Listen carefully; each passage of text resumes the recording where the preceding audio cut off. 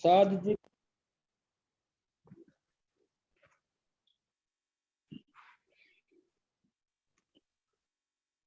मालिक की मेहर से मालिक ने कृपा करके हमें ये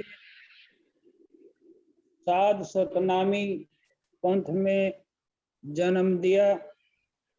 इस बार हम उनकी इस कृपा का लाभ उठाएं। साध जी आज अभी अभी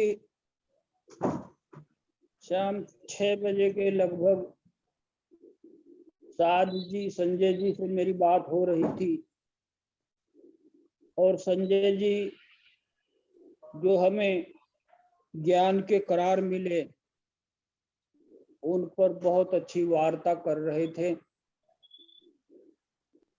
संजय जी को प्रेम है हमसे, कभी मैं उनसे बात कर लेता हूँ, कभी वो मेरे से बात कर लेते हैं, आपस में ज्ञान की चर्चा होती है।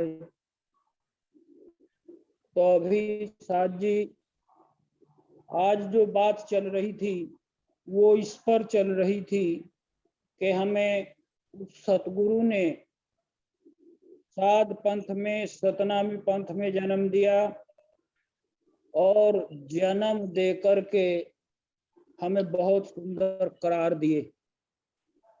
करार इसलिए दिए कि हमारा रुझान जो संसार की तरफ अनेक जन्मों में था, अब इस जन्म में हम अपने उन करारों के आधार पर जो हमने लिए हैं मालिक की तरफ चलें, मालिक की तरफ हमारी गति हो जाए। हमने पहला करार जो लिया वह यह लिया कि साधु मेरे ज्ञान की प्रतीत आई। साध जी ये आत्मा भी ज्ञान स्वरूप है, आत्मा के अंदर भी ज्ञान है और वो मेरा मालिक परम आत्मा भी ज्ञान स्वरूप है, उनके अंदर भी ज्ञान है। इस आत्मा के अंदर जो ज्ञान है और उस मालिक के अंदर जो ज्ञान है दोनों में एकता है। लेकिन हमने जो करार लिया वो करार साधु मेरे ज्ञान की प्रतीत आई, तो ये करार हमने इसी आधार पर लिया कि हमारे मालिक के ज्ञान और हमारे ज्ञान में एकता स्थापित हो जाए। इसीलिए सबसे पहला जो करार है बहुत बड़ा करार है अपने ज्ञान की प्रतीत करने के लिए।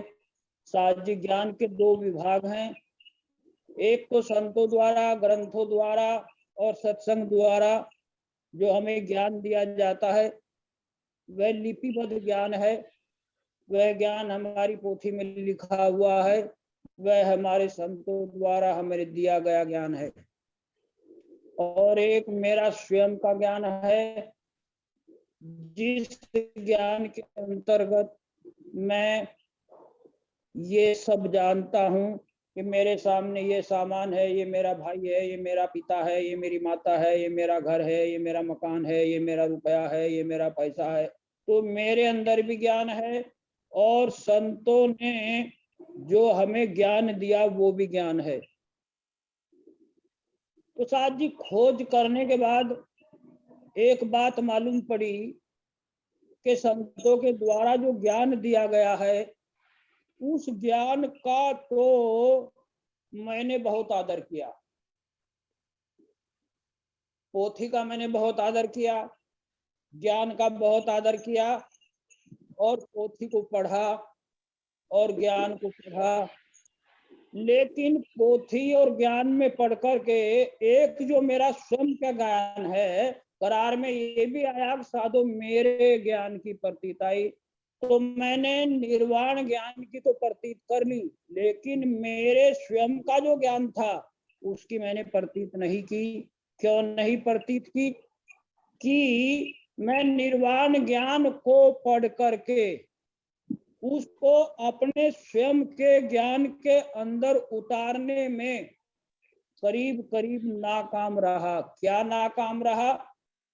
मेरे ज्ञान में इस बात का पता है कि ये शरीर और संसार मेरा नहीं है, और इस बात को हमारे निर्वाण ज्ञान ने भी कहा कि माल मुलक सब खालसा रे भाई। ये जो हमें दुनिया दिखाई दे रही है और दुनिया के साथ साथ हमें अपना शरीर और परिवार आदि जो हमारे पास है वो दिखाई दे रहा है, तो निर्वाण ज्ञान ने तो इस बात की पुष्टि कर दी कि ये मेरा नहीं है, ये खालसे का है। लेकिन मैंने इस लगमात को पढ़ करके अपने स्वयं के ज्ञान के अंदर इस बात का आदर नहीं किया कि ये वास्तव में माल मुलक मेरा नहीं है।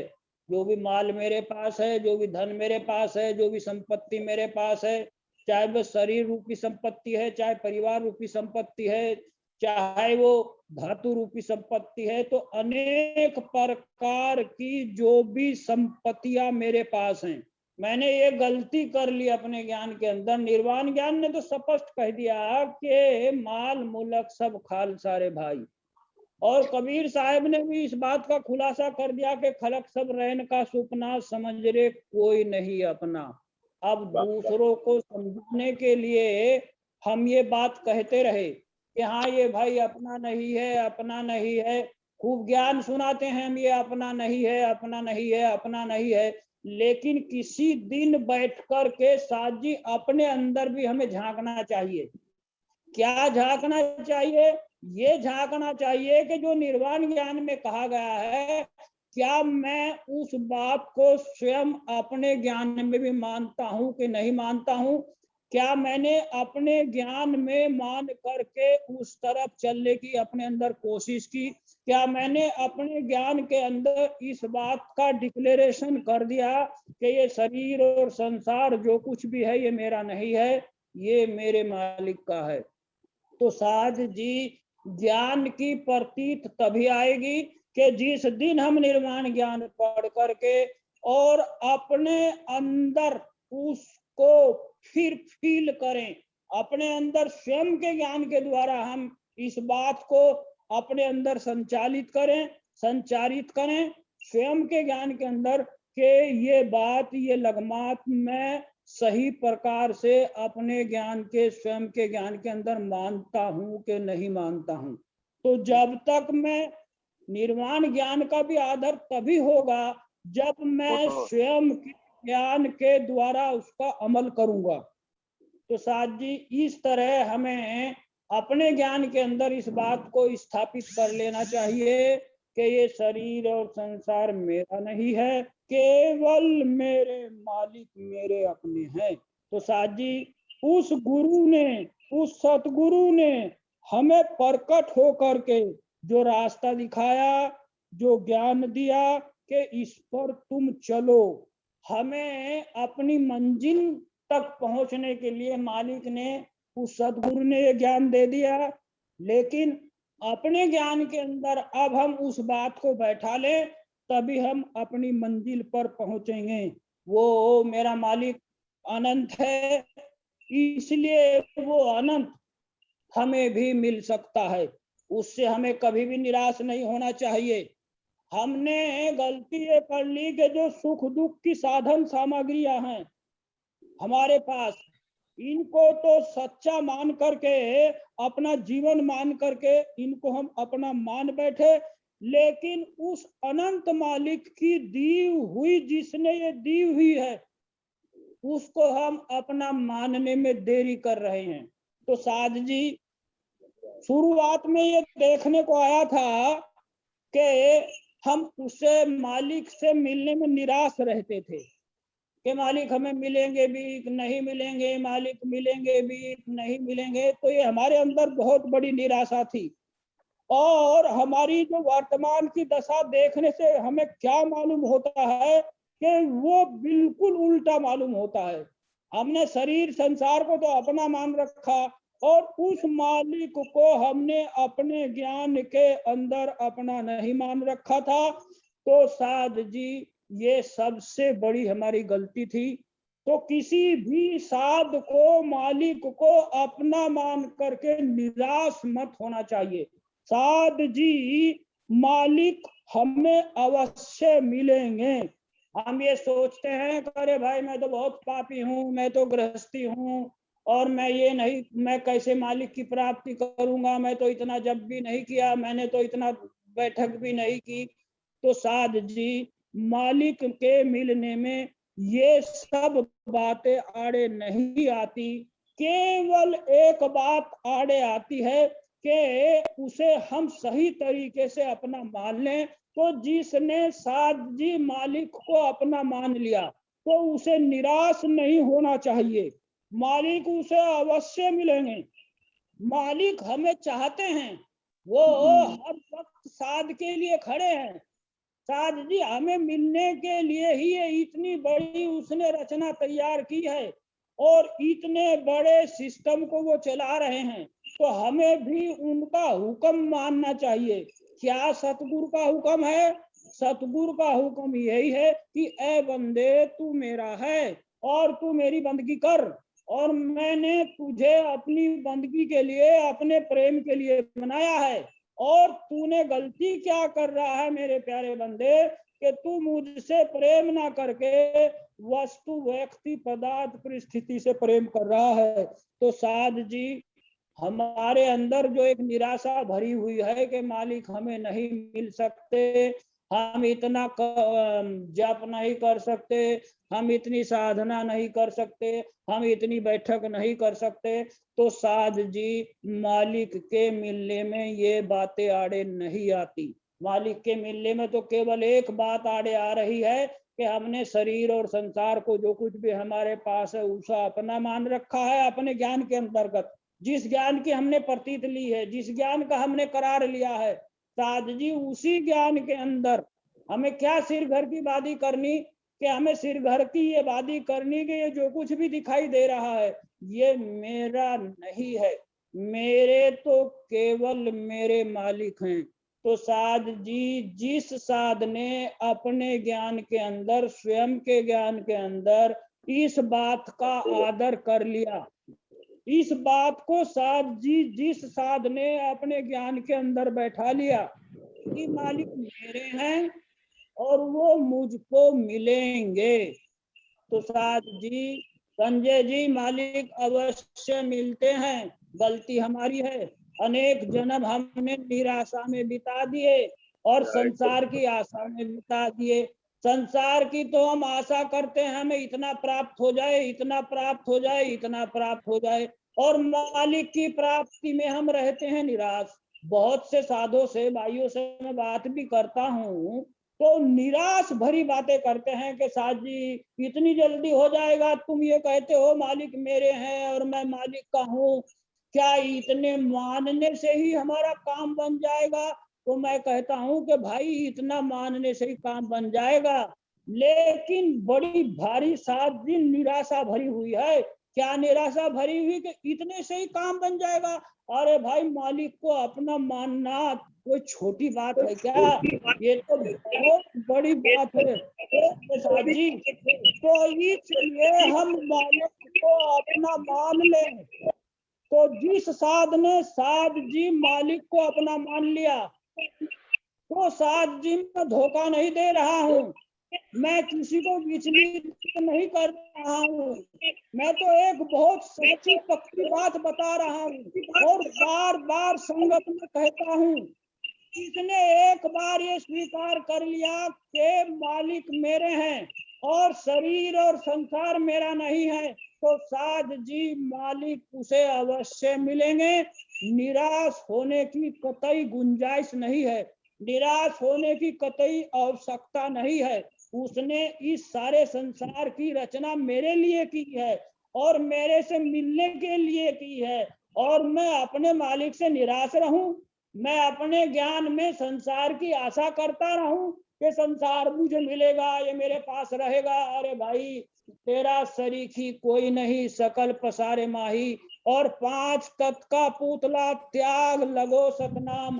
अरे भाई, इसे छोड़ करके सतनाम यानी मालिक में लग जाओ, उसे अपना मान लो, उसे अपने साथ मान लो। वो सबके साथ रहता है, वो हमारी बात भी सुनता है, वो हमारे विचारों को भी देखता है, वो हमारे अंदर सारी बात परखता है, वो देखता है। दिल की तो दिल मालिक जाने, लखे रूम की रूम। हमें अपने एक रोम का भी पता नहीं है, और मेरे मालिक को हमारे रोम रोम का पता है।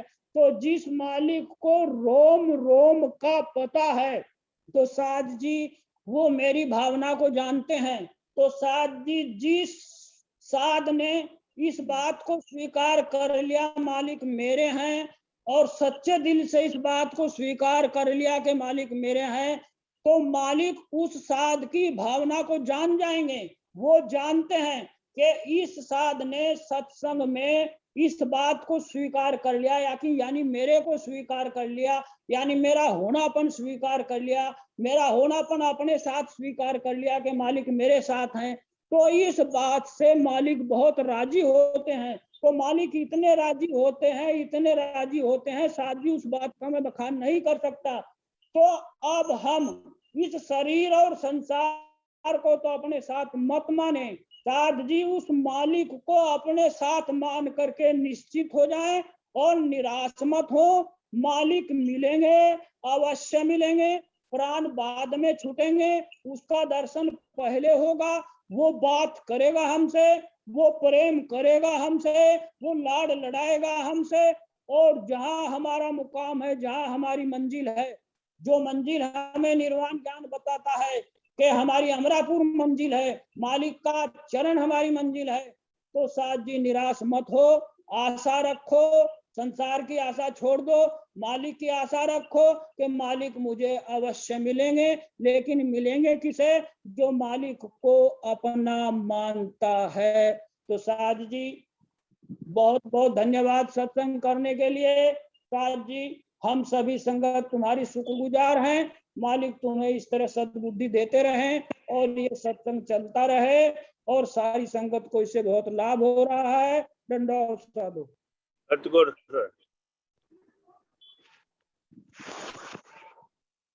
अनमोल साध, फरकाबाद।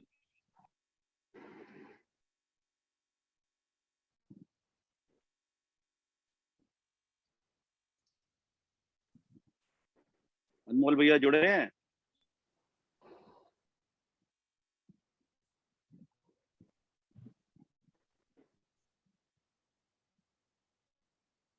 अनमोल,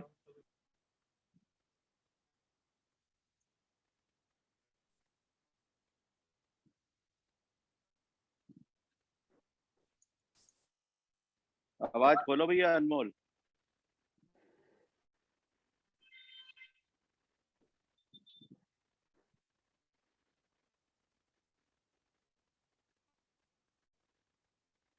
राजन साथ सूरत।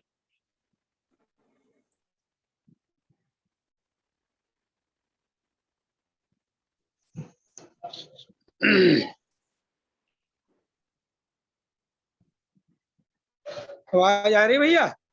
कहाँ विचार रखो? आवाज आ रही? आ रही।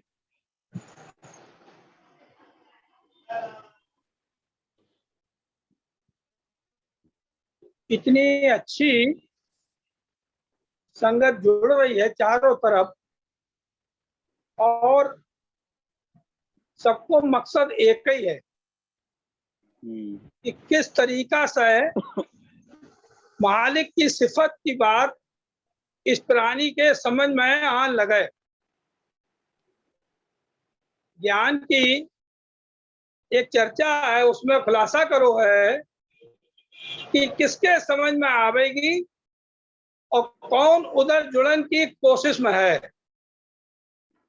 ते कह रहे हैं इन हुक्मी बंदा भेद पिछाना सादा धुर का, उसके समझ में आवेगी जो उनको हुक्मी हो, जो मालिक के हुक्मन को निहार रहो है, जो जो देख रहो है कि उनको चाहो है क्या।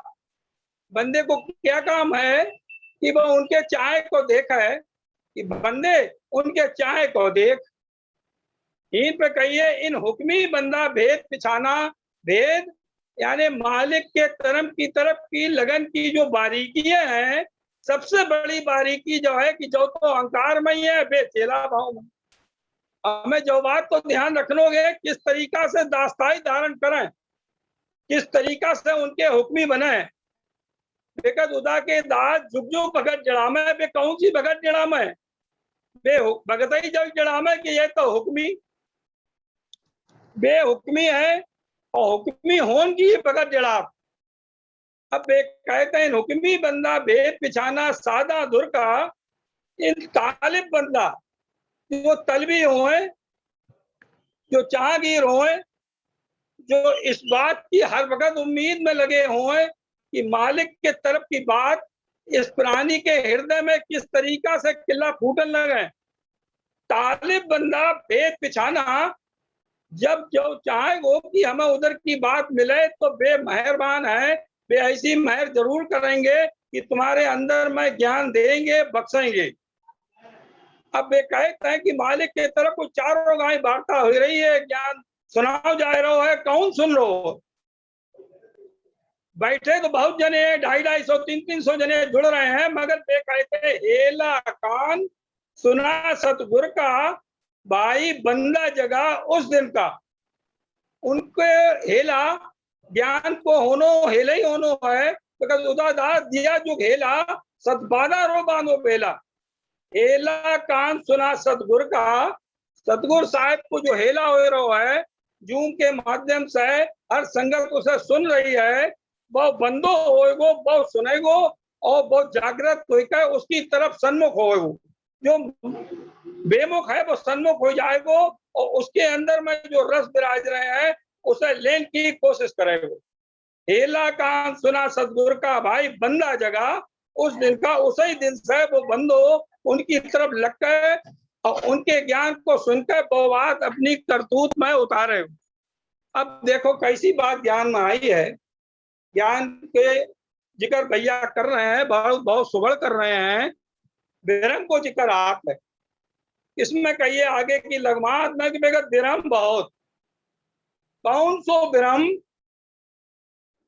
बहुत जामे बंदा छीदा, बहुत से विरम है, विरमई बहु है जो नाम के सन्मुख है। और उनने क्या कहिए, जो बेमुख है उन्हें जीव सब हिंदुत्व का, बे तो नाम में जानते ही ना, तो नाम के सन्मुख कैसे हुआ। विरम बहुत जामा बंदा छीदा, भाई जीव सब हिंदुत्व का। अगर हम हिंदू तुर्कन की चालन को पसंद करके उधर चल रहे हैं, काम क्रोध लोभ मोह अहंकार कर रहे हैं, नायककरण के काम कर रहे हैं, मालिक के तरफ सन्मुख नाय होकर बेमुख चल रहे हैं, तो हम भी जीव हैं। मगर संगत में खड़े होकर संगत में हमने तिरवाचा ले हैं, संगत ने इस बात की शायदी दी है कि उदा के दास जी जीव से भ्रम तुम किया। संगत ने तिरवाचा दिवाओ, मालिक की शायदी ली तो जीव से भ्रम है, और हमने न्यायकरण के काम करे तो फिर अपनी दफायत गिराए ले, हम जीव हुए गए। अब देखो आगे की लगमात में क्या कह रहे हैं। इस संसार पे जो चालन में हम हर वक्त गुम हो रहे हैं, बेगत हिंदू तुर्क विद साध अमाना। इस संसार की चालन में अमाना के अर्थ दो होते हैं। एक तो जो है जो मान से रहे तो जाए, इसे इस बात की चाहना ही नहीं हो कि मेरो मान होए। और एक बात इसमें जो भी निकल का हाथ है कि हिंदू तुर्कन की जो चाल है वे हमें बिल्कुल स्वीकार ना है।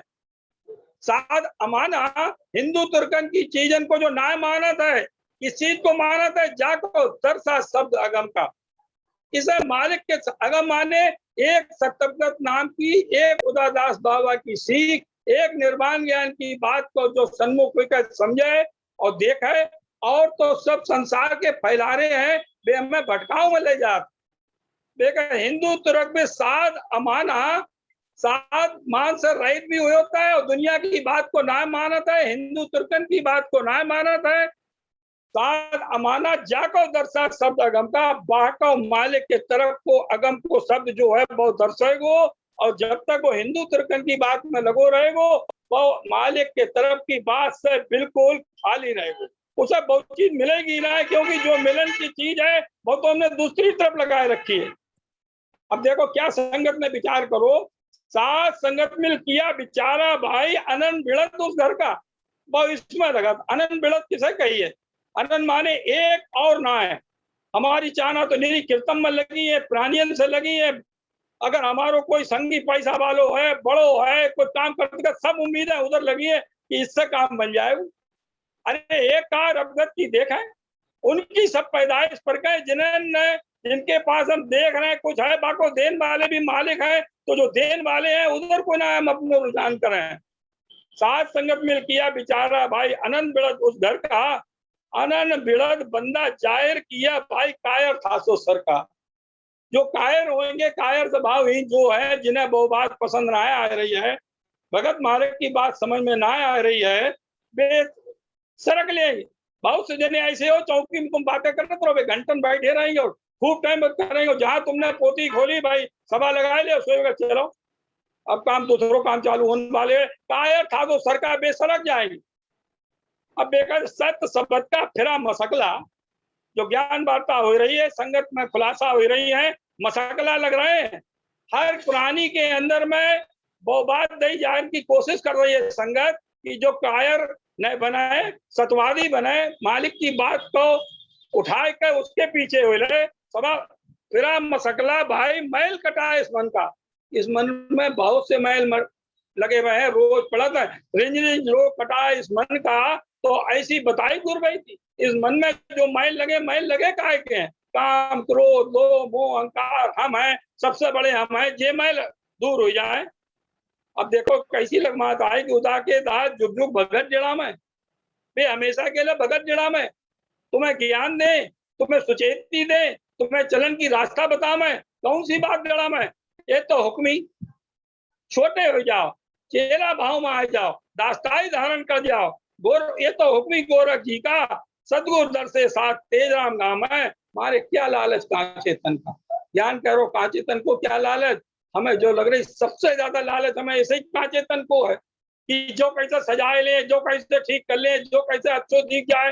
अरे जो तो मालिक ने इसलिए करो है कि जाके द्वारा तो मालिक की यादगारी करो, इसके अलावा कोई दूसरो माध्यम दूसरो जरिया है ही ना। उन्हें याद करो और कलयुग की चालन को छोड़ो और इसे पकड़ो। तो मालिक ने जब परमानी बंधन को उबार लो, इस मार्ग पर चल के अगर हमू भाई मार्ग पर चले तो हमें भी उबार ले, वहां से पकड़ मोह लय उबार है। तो वह जरूरत इस बात के बहुत अच्छो समय है, लगन की जरूरत है, तब कार्य बनेगा। दंडोत साधो सतगुरु सर। बहुत बढ़िया विचार रखे भैया ने। अनिल साहब लालपुर वासी।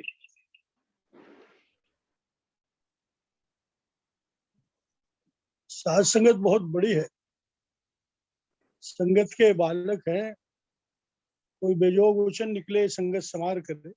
आवाज आ रही साहब जी? आ रही साहब जी। बड़ी मालिक की महान कृपा है कि मालिक की सिफत कितनी गाई जा रही है। अभी भोपाल साहब जी ने भी, राजन भैया ने भी कितने अच्छे जिक्र मालिक के किए हैं। साहब जी हमें तो बहुत समझने की जरूरत है, अपने अंदर उतारने की जरूरत है। ज्ञान तो मालिक की कृपा से बहुत सुनने को मिला है, लेकिन हमें अपने को खुद समझना है कि हम ज्ञान की कहीं माने या संसार की कहीं माने। ये लक्ष्य हमें खुद को तैयार करना है। मालिक की तरफ से हम सबको खूब आजादी है, चाहे मालिक से प्यार कर न कर, सब हमारी समझ का खेल है। यदि मालिक के चरण चाहिए, 84 से निकलने की जरूरत है, तो मालिक से प्रेम करना पड़ेगा साजी। संसार में तो बड़ी सुख सुविधाएं हैं, हम सुख सुविधाओं में इतने गाफिल हो गए साजी कि हमें मालिक दिखाई नहीं दे रहे। लेकिन जब संगत में बैठते हैं तो हमें अपना दर्पण दिखाई देता है। क्यों? साधुओं के द्वारा बड़े अच्छे अच्छे जिक्र सुनने को जो मिलते हैं, उससे अंदर बड़ा एक खुलबुलाहट सी होती है, अरे भैया हम तो बहुत पीछे हैं। ये हमें इससे सीख लेने की जरूरत है। ज्ञान तो बहुत कुछ हमको बता रहा साहब जी कि छाड़ मिथ्या ले शिक्षा होएगा प्रमाण। ये चीजें सबकी समझ में आ रही है ज्ञान के द्वारा। ऐसा कोई नहीं हमारी समझ में न आए कि छाड़ मिथ्या लेव शिक्षा होएगा प्रमाण और गाफुली से निकस बाहिर छाड़ मनी और मान। हम संसार में ऐसे साजी ओत प्रोत हो रहे हैं कि हम संसार को 24 घंटे का समय देने को तैयार हैं। अभी राजन भैया बता रहे थे कि दरबार में बैठे और ज्ञान के जिक्र की बात आ जाए, पोथी खोलने की बात आ जाए तो सब उठने की तैयारी करने लगेंगे। क्यों? संसार से ज्यादा प्यार है हमको। लेकिन हमें ये सीख लेने की जरूरत है साजी, हमारी हर पल घट रही है साजी, बढ़ नहीं रही अब। और दाताजी हमको कितने मेरे मालिक दया दृष्टि कैसे दयावान मालिक में कह रहे बेटा पल पल में रहियो सावधान अवगत फरमा। ये हुक्म है मालिक की तरफ से कि हर समय हर पल हमें ध्यान रहे कि ये मालिक की कार से हमारा शरीर चल रहा है और उन्हीं की मेहर कृपा से हम संसार में सुखों का आनंद ले रहे, ये भी उन्हीं की कृपा है। हम अपने मालिक की किसी भी तरह प्रशंसा करते रहें, उन्हीं की तरफ निहारते रहें। दाता तुम ही चिल्ला रहे हो, दाता तुम ही काम करा रहे हो मेरे मालिक, ये सब कृपा मालिक तुम्हारी है। ठीक। लेकिन उसके बाद भी हम नहीं समझ रहे साजी कि ज्ञान कह रहा है कि उदाई के दास है सिख अवगत के झूठा वाद न ठान। कैसी शिक्षा हमको मिल रही है मालिक की कृपा से, हम झूठ की प्रशंसा में बहुत जल्दी लगते हैं। और ये ज्ञान से हमें शिक्षा लेने की जरूरत है भाई कि हम सच्चे की सच्चा उतरेगा या झूठा उतरेगा पारंपार। उदाई दास है सिख अवगत के झूठा वाद न ठान और साच हृदय संचरे जब होए साध निदान। जब ज्ञान से हमें ये चीज मिल गई है कि हमें सांच को अपने खून में प्रोना है साजी, जैसे ब्लड हमारा भागता है शरीर में, इसी तरह सांच को भी पिरोना है कि कहीं लिगार न आ जाए। तो हमारा काम साजी कैसे नहीं बनेगा। और उसके बाद फिर दादाजी कह रहे कि उदय के दास गोरख जी के सिख हैं कि जुग जुग हुआ छह जमान। कैसे मेरे मालिक हैं, यदि हम उनकी तरफ चलेंगे तो जमानती साजी अब संसार में नहीं जमानती मिले और वे हमारे उस घर के जमानती मिल जाएंगे। ठीक। मेहर भई हरिदास ऊपर दिया सत का ध्यान। कृपा तो तभी होगी साजी जब हम मालिक की तरफ जुड़ेंगे। खाली बातों से साजी काम नहीं चलेगा, अपने को संभालना पड़ेगा। अपना जो व्यवहार है हमारा, उस व्यवहार को ध्यान देना पड़ेगा कि हमारे बोल कैसे हैं, किसी की दूसरी के आत्मा को कहीं ठेस तो नहीं पहुंच रही हमारे बोल से। ये साजी हमको सब अपने अंदर उतारना है। समझना पड़ेगा कि जुबा पलट औंठा हट है, जिनको है धिक्कार और ब्रह्म नहीं वे जीव हैं। तो साजी जो बोल है, बोल से ही हमारा कार्य बनेगा। इस बोल को सुधारना हमारे बस की बात नहीं है, हमें मालिक से जुड़ना पड़ेगा। उनकी कृपा मेहर मिलेगी दाता जी की तो हमारा बोल में अपने आप नरमाई आ जाएगी। ये साजी बतलाए से मीठा बोल है, ये दिखावे का खेल नहीं है, ये सब अंतरात्मा का है। जो अंदर वही बाहर, तब हमारा कार्य साजी बनेगा। संतोष साधु। सतगुरु सर। बहुत सुगढ़ विचार रखे साजी ने। दुर्वास चंद्र साहब, ये जिक्र करो मालिक की मैं।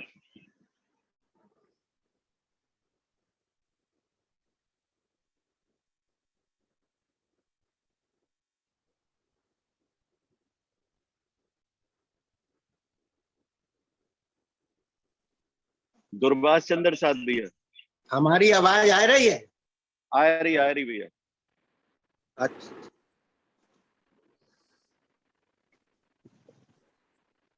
मालिक की बड़ी अपार कृपा तो बे विचार दें ठीक। तो संगत लगावो। इसमें अपनो अहम लगान की जरूरत ना है, जो भी उन्हीं की दया महर है कि बे विचार दें।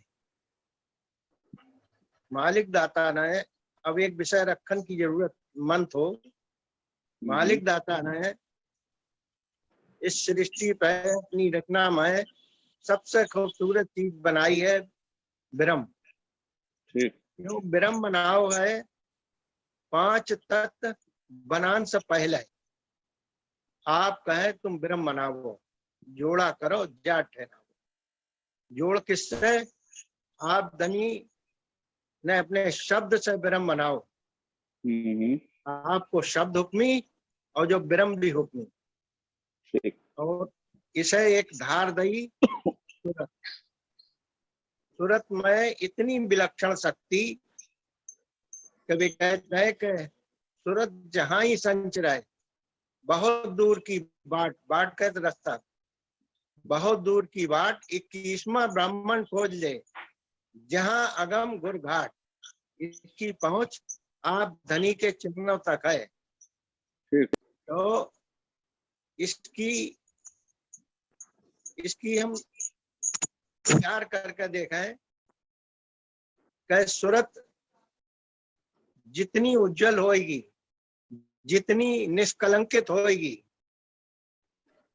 जैसे एक निर्वाण ज्ञान में तो भौसागर को जिक्र है, स्थूलता में देखो तो एक नदी को पार करने के लिए एक पुल बनाओ जाता है, और पुल से यात्री एक तरफ से दूसरी तरफ गुजरता है। फिर नीचे कितने भी झाड़ झंकाड़ होए, घेरा होए, यानी गड्ढा होए, या नदी में उफान पर होए, उससे किसी यात्री को कोई मतलब ना होता है। इसी तरीका से जो सूरत उज्जवल होकर उनके शब्द से लग जाता है, फिर जगत में क्या हो रहा है, क्या जगत की चालें हैं, इस बात से उसको संबंध बिल्कुल खत्म हो जाता है। तो सूरत में वो विलक्षण शक्ति दी है मालिक ने, ऐसी साइंस में अब तक कोई भी चीज विकसित ना है भाई है। वे कह रहे हैं सूरज जहां ही संचरे, बहुत दूर की बाट 21वां ब्राह्मण खोज ले, जहां अगम गुरगाट। अगम अगोचर देखिया, जहां अवगत है आप। अगम में जो दृष्टि से ना देख सकता है, संत कह रहे हैं वो भी देखो। वो किसकी महर से देखो? जब सूरत उज्जवल हो गई और उनकी महर बरती, तो वो भी देखो। सूरत की इतनी विलक्षण शक्ति है। जैसे एक उजासी में विचार रखो है, उन्होंने कहा सवज जहाज चढ़ो भाई संतो, तो अमर लोक पहुंचाएगी। शब्द रूपी जहाज भाई जो सूरत जो है कैसे चढ़े, जब तक उज्जवल नहीं होए। इसको एक विचार जो है, एक जहाज में अगर तुम बैलगाड़ी बालू की गाड़ी बांध दो तो उसकी कोई क्षमता ना रहेगी। इसी तरीका से जब सूरत उज्जवल हो जाएगी, फिर जो है जो शब्द से लगेगी, तो फिर उसकी रफ्तार को और उसकी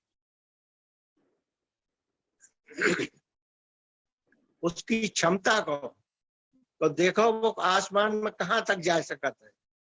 इसी तरीका से सूरत जो है मालिक दाता ने वो चीज बनाई है कि जिसकी किसी भी कृत्रिम चीज से उपमा ना दी जा सकता है। संत कह रहे हैं, पंडित जी संत कह रहे हैं, पंधारी की वाहनी वह भाव के ताव। वाहन काय को है? सूरत। हर समय उसमें भाव के ताव लगत रहता है, कब हमारे मालिक दाता हुक्म दे दें और हम जैसो को तैसो उठाए पाए उनकी मेहर से। तो ये भाव के ताव हर समय सूरत में लगता है किसके? पंधारी के। पंधारी की रहनी ऐसी होता है कि जैसो मालिक दाता हुक्म देता है उसमें कोई भी किंतु परंतु ना होता है, तुरंत उठाता है, या तो हुक्म पूरो बजावेंगे या जो है शरीर पूरो होएगा। तो जो है पंधारी की, अब इसमें सूरत के कई उदाहरण ऐसे हैं संगत में, मन में आ रही है, एक आध रख है। वे कह रहे हैं कि जब सुखदेव मुनि को बहुत ज्यादा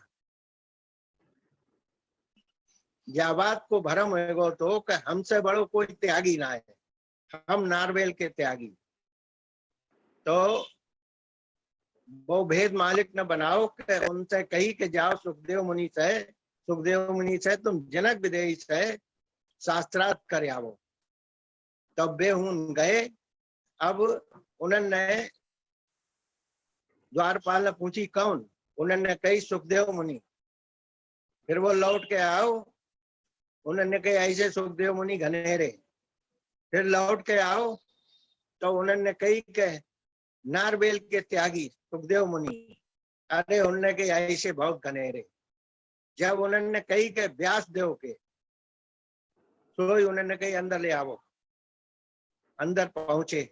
अब आगे इन पर रोक दे रहे हैं उनको। फिर जो है शास्त्रार्थ भाव तो जंगल में कई एकांत में चलो, जंगल में गए। उन क्या देखता है, क्या चेटक होता है कि महल में आग लग गई। नहाए धोए को उन्होंने अपनी कोपीन सुखाए दी थी। महल में आग लग गई और वो आग इतनी प्रचंड हो गई कि वो जंगल की तरफ बढ़ चली आ रही है। और जहां उनकी कोपीन के पास आई सो उठ कर उन्होंने कोपीन उठा ली और आग जो है वो एक चेटक तो वो सब जहां की तहां खत्म हो गई। तो उन्हें जो है बहुत गिलानी भई। तो वे कह रहे हैं कि जनक विदेही साधवा जोग राज तुम कीन और देखत के बिकिया लगे और अंदर गुर से लीन। तो दूसरे दिन विचार पूछोगा उनसे कि भाई तुम्हारो शास्त्रार्थ भाव तो क्या बात निचोड़ की आई, क्या बात निकली? तो सुखदेव मुनि कह रहे हैं कोट ग्रंथन सार है, तुरंत ठिकाने राख। और जनक विदेही कह गए और सुखदेव भरिया सा। उन्होंने जो तस्दीक करी कि तुम बिल्कुल सही कह रहे हो। तो सूरत जो है इसकी इतनी क्षमता है, इतनी इसमें ताकत है, आप धनी के चरणों तक पहुंचन की। एक विचार और रख रहे हैं कि बड़े साथ जी के समय की बात है। तो बड़े साथ जी ने केशव दास से जो बात कही, ये मारवाड़ के थे, खेजल्ला गांव के। तो उन्होंने कही कि केशव दास अब हमारो तुम्हारो ज्यादा समय को मिलन ना है, तुम जो है जो बताने हो वो बता दो और जो पूछने हो तो पूछ ले। तो कहाँ गए? कटरी में गए, बिल्कुल एकांत में। कटरी में उन्होंने उनसे वार्ता करी। वार्ता करने के बाद में संगत में किसी ने पूछी जी क्या सार निकलो? तो उन्होंने कही कि निरत सूरत का बांट धागा सब सुई पहराए हो। मुख्य बात जो है कि जब तक निरत और सूरत दोनों की धार अलग अलग होगी, जब तक सुई में डोरा ना पुआता है, इसलिए वो 1 करोड़ जाप है। और यही ब्रह्मचौरी में इसको खेल विचार है। तो निरत सुरत का भाट धागा सब सुई पहराए हो,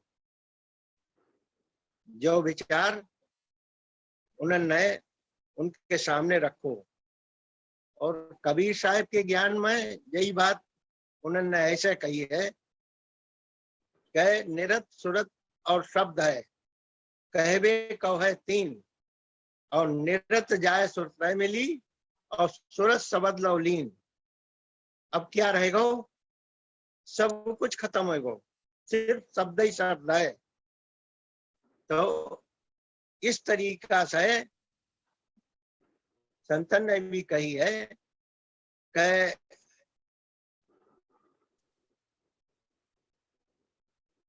अपने अस्तित्व खत्म कर दो।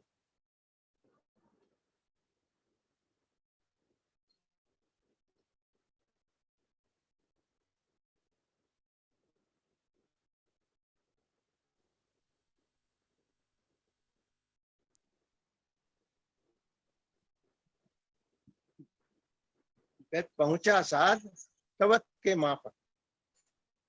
शब्द के माफक यानी शब्द आपको हुक्मी, शब्द आपको हजूरी में और चेला भाव में जब जो सूरत भी उस तरीका से हो जाएगी पूरी तरह से चेला भाव में, फिर इसकी उन आप धनी से कुछ भी दूरी ना है। दूरी जब तक जो है, जब तक हमने अपनो अहम कायम कर रखो है।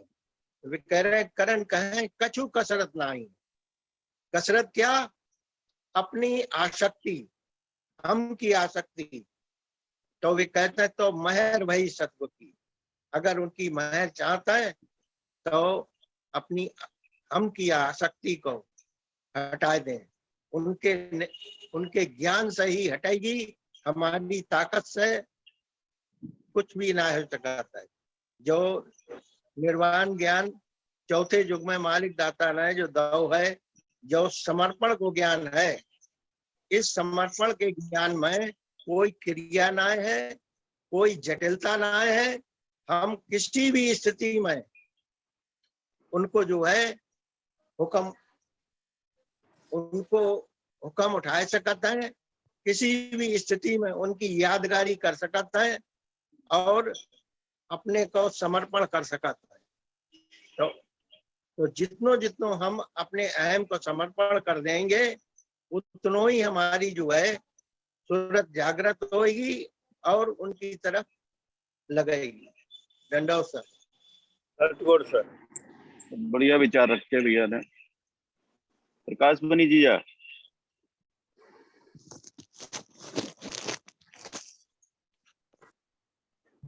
भैया और किसी को सलाह दो। बोल लो, 2 मिनट बोल लो ना भैया। ना ना तुम बोल, अब तुम बोलो या जैसे समझो वैसे बोल लो, 2 मिनट बोल लो। अरे भाई सुनन को मन है हमारा, तुम कहो, तुम सुनत रहे। हाँ हाँ, समय होगा, 2 मिनट खाली बोल लो। ना ना तुम अपने समझो, तुम बोलो।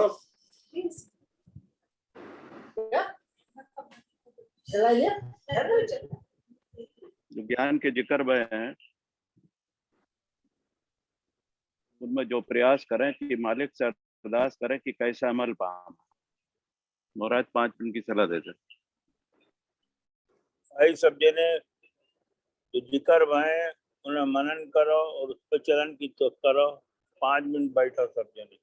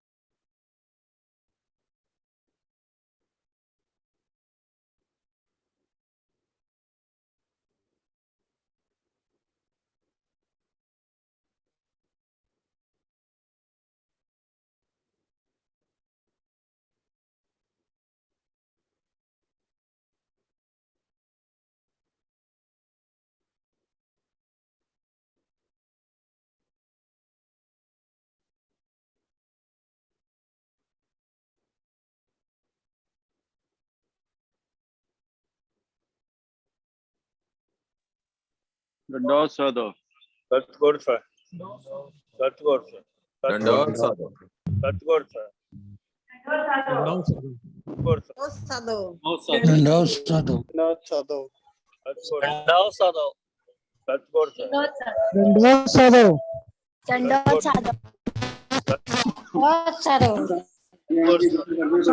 दंडवत साधो। दंडवत साधो। दंडवत साधो। दंडोत साधो। सतगुरु सर, कर दे दंडवत साधो। दूध पीऊंगी पीऊंगी दंडोत साधो। सतगुरु सर, साधो। दंडोत साधो।